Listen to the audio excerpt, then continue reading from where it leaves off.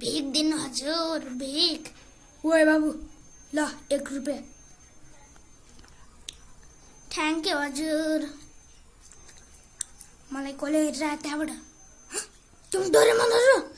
साला मैले यहाँ त्यो भिख मागेर लिएको खै गन कहाँ छ?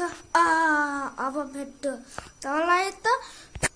अरे भाइ डोरेमन, यो सरकारी ग्यासले आफ्नो गोजीमा राख्छ त।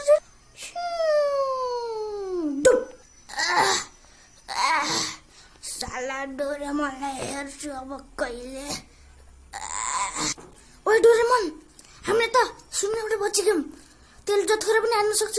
हामी छुप्नुपर्छ अनि त्यसको गन निकाल्नुपर्छ, चोर्नुपर्छ है। हुन्छ यो त मेरो बाई हातको खेल हो। ए गाइस, यो भिडियो बनाउनु मलाई टाइम लागेको छ। सब्स्क्राइब त फेरि भन्दैछु।